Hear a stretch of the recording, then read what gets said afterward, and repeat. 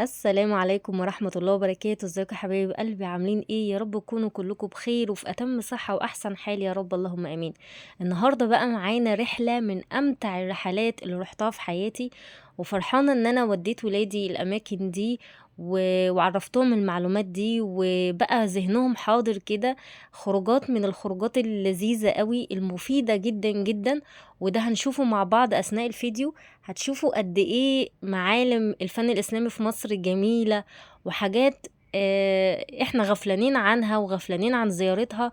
فلا، الحمد لله الحمد لله ان انا وديت ولادي الاماكن دي، وان شاء الله الفيديو هيوضح لكم قد ايه الموضوع جميل ومفيد ولذيذ قوي للاطفال. انا يعني يكفي ان لما بيجي اذان على التلفزيون وبيجي في المساجد اللي احنا رحناها، الولاد بيبقوا عارفين، يقولوا يا ماما دي الحتة دي احنا كنا فيها، الحتة دي الجايد شرحت لنا هنعمل ايه، او دي اتبنت امتى، والباب ده بتاع ايه.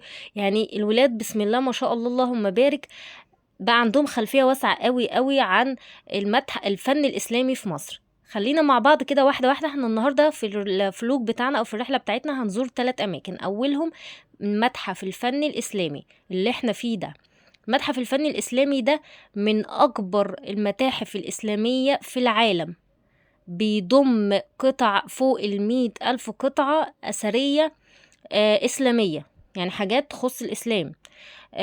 أول حاجة شفناها من شوية دي المشكاة دي، يعني عمرها طويل جدا، تقريبا فوق 200 أو 300 سنة. وفي المصحف الأولاني ده برضو عمره يتجاوز 800 عام، اللي هو ده. ففي حاجات كتير جدا أثرية هنشوفها مع بعض. المتحف ده أصلا اتبنى عام 1903، يعني عام 1903 المتحف دوت لما اتبنى.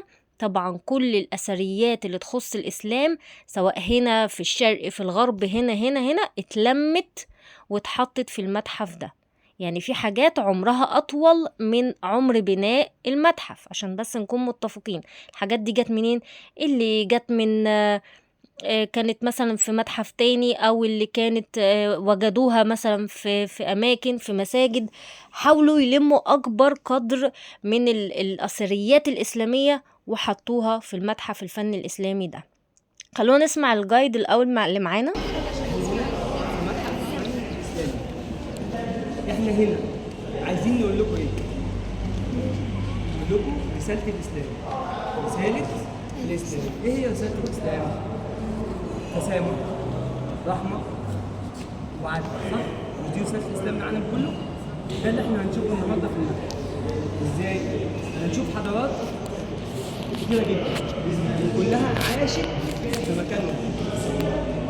يلا بينا نبدأ؟ يلا بينا. دلوقتي عندنا ايه هي قواعد او اسس الحضاره الاسلاميه؟ اول حاجه ان هي قامت على الدين الاسلامي، يعني مرتبطه بالدين الاسلامي. يعني لو ما فيش اسلام ما كانش هيبقى في حضاره اسلاميه. ازاي؟ العرب قبل الاسلام ما كانش عندهم حضاره، كل حضارتهم كانت شعر وما فيش اي حاجه تانيه. صح؟ اكيد قرينا الكلام ده. طيب لما جه الاسلام بدأ العرب بتوع شبه الجزيرة العربية مع العراق، مع بلاد فارس، مع بلاد الشام، إقام الصلاة، إيتاء الزكاة، صوم رمضان، كل اللي احنا اتكلمنا عليهم دول فين؟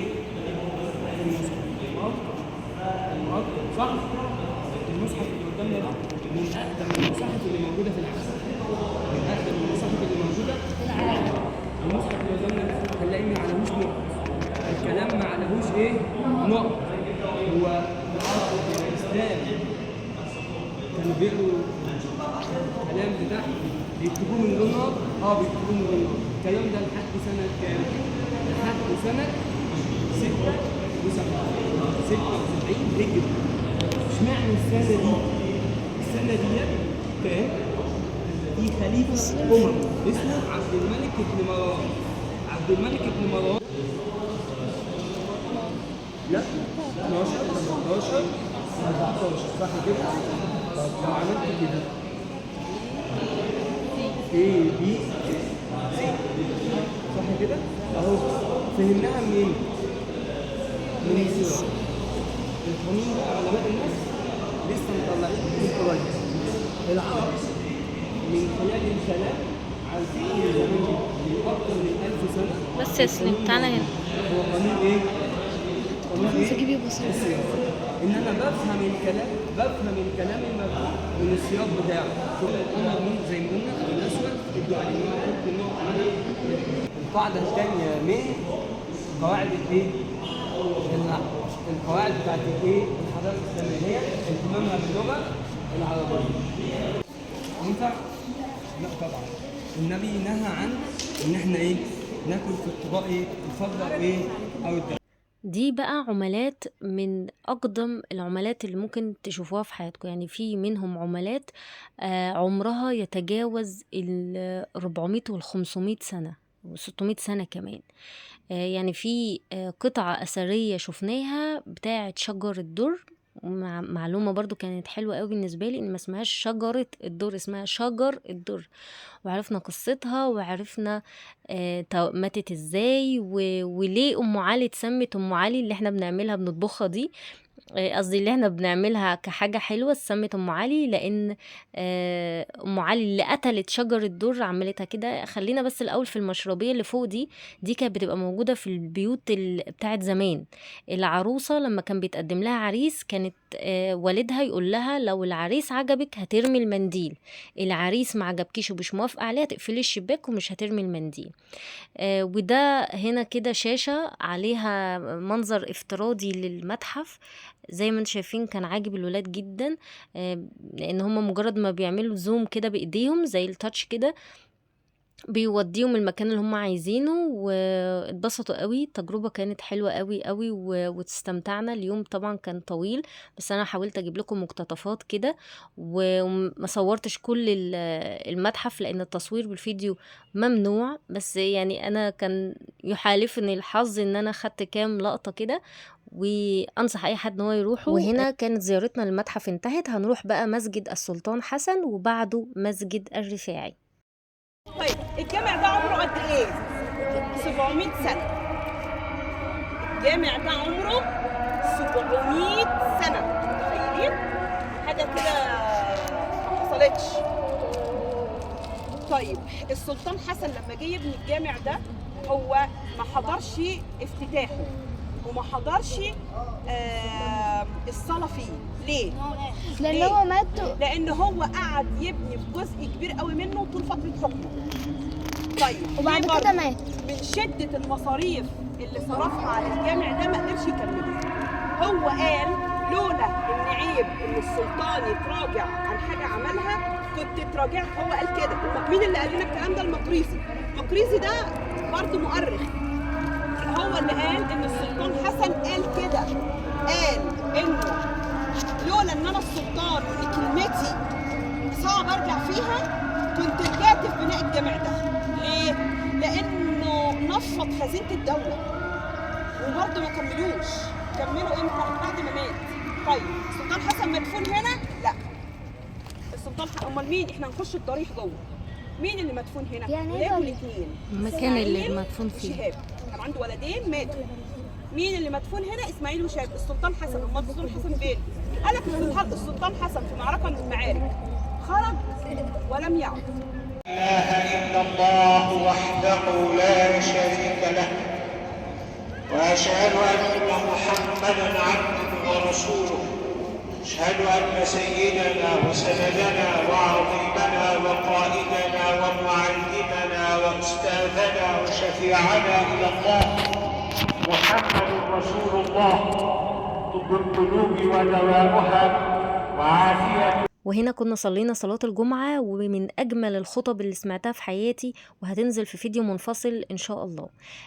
هنا كملنا بقية الجولة بتاعتنا. والمكان دوت كانوا بيغسلوا فيه الموتى ساعة الطاعون لأن في فترة زمنية جت على مصر وكان منتشر فيها مرض الطاعون بانتشار جامد.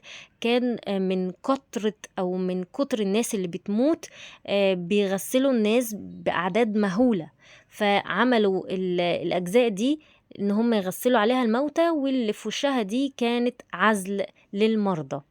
هنا خلصنا الجزء ده ومشينا بعد كده دخلنا مسجد الرفاعي. مسجد الرفاعي ده حاجة تانية خالص، اللي أمرت ببنائه خشيار هانم والدة الخديوي إسماعيل عام 1869. طبعا من سنين كتير جدا، مبلاش نعد.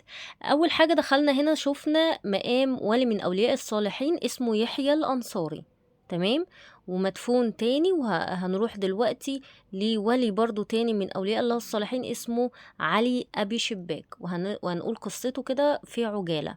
طبعا المنظر تحفة. الارتفاع عالي جدا، ارتفاع القبة فوق المكان ده عالي لدرجة ان اي كلمة بنقولها بتعمل صدى صوت كبير جدا لعلو الارتفاع. طبعا تصوير ظالم المنظر وجمال المنظر وهيبة المكان.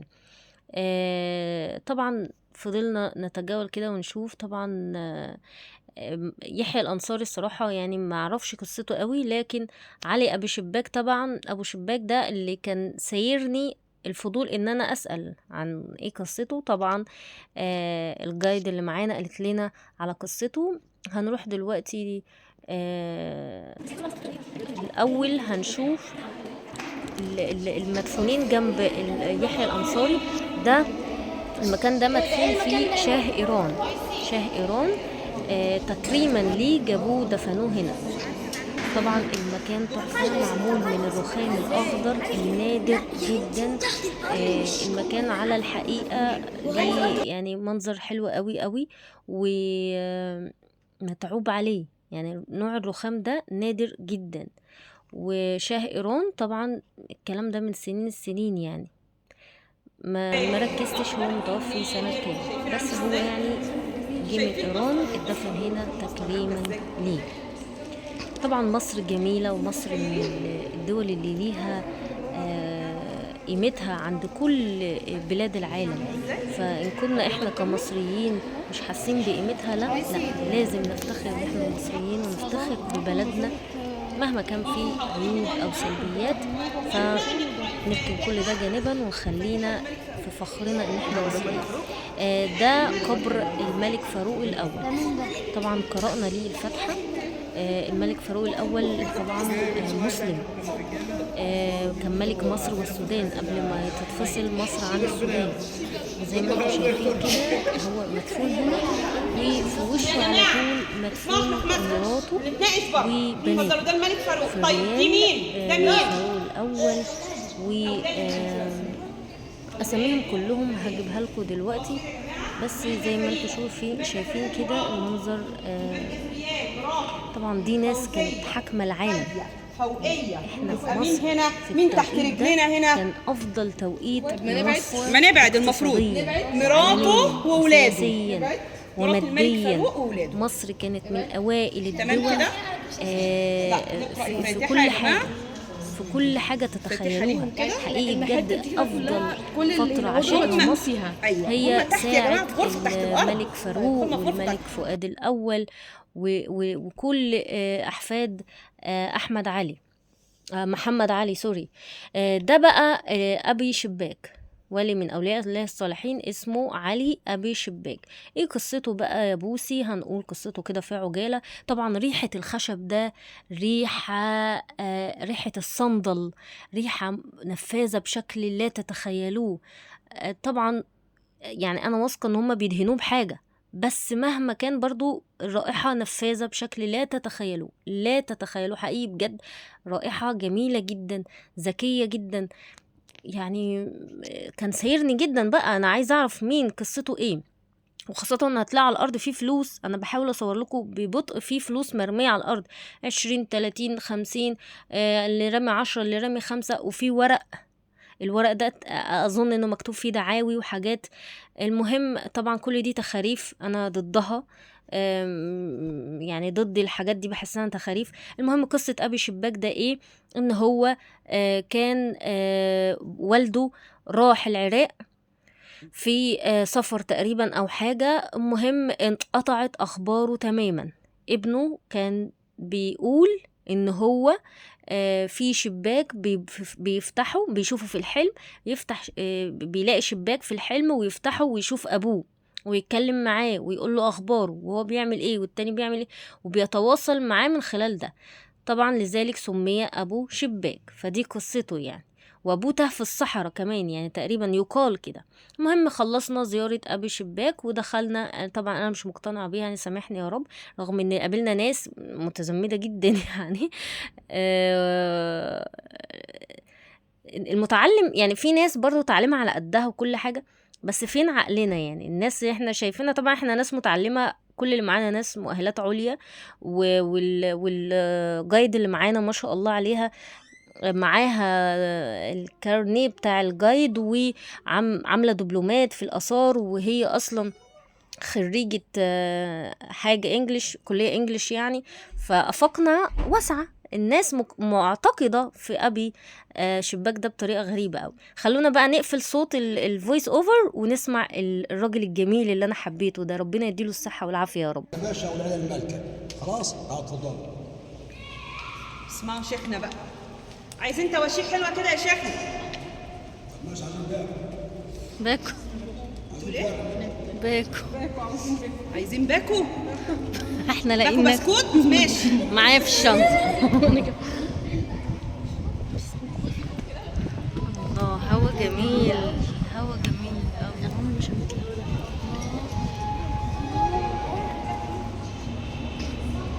لا انا لازمني اتفضل يا شيخنا. في حد واقف؟ لا اتفضل. بص يا جماعه، بص اسمعوا كام اسمعوا. الغرفه الثالثه يا جماعه من اسره محمد علي باشا، زوجات الخلوص مع الباشا. الخلوص مع الباشا مجوز 4، مجوز كام؟ 4. واحده هناك اللي اسمها الاميره فريال، والملك فؤاد المصريه. هنا بقى 3. اول واحده من تركيا اسمها جاشا مقفت هانم، واللي في النص دي من فرنسا اسمها جينا نيار. اسمها ايه؟ جينا نيار. ماشي؟ دي اخت المهندس بريسيبس.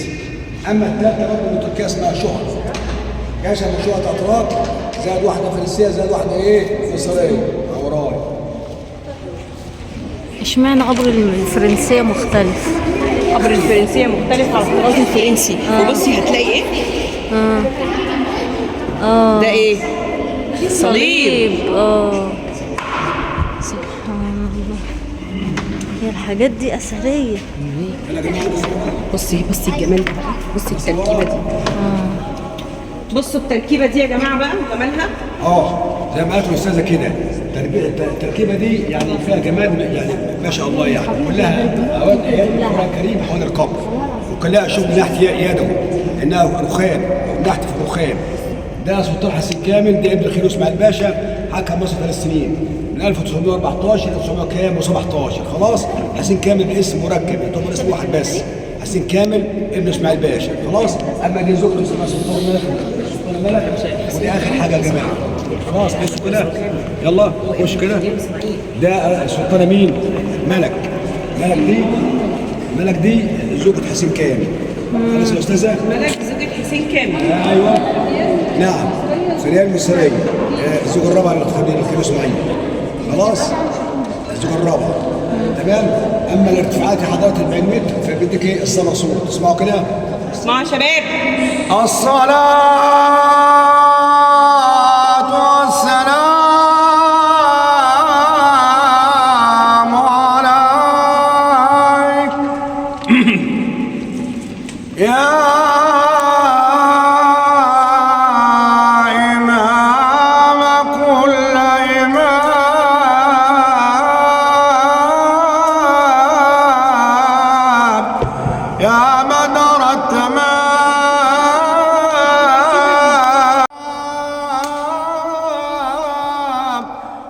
شفيعنا يوم الزحم يا حبيب الله. اللهم صل وسلم وبارك عليه. الله الله الله، اللهم صل على سيدنا محمد. ربنا يديك الصحة يا حاج، يسلم صوتك. سقفوله سقفوله، يسلم صوتك.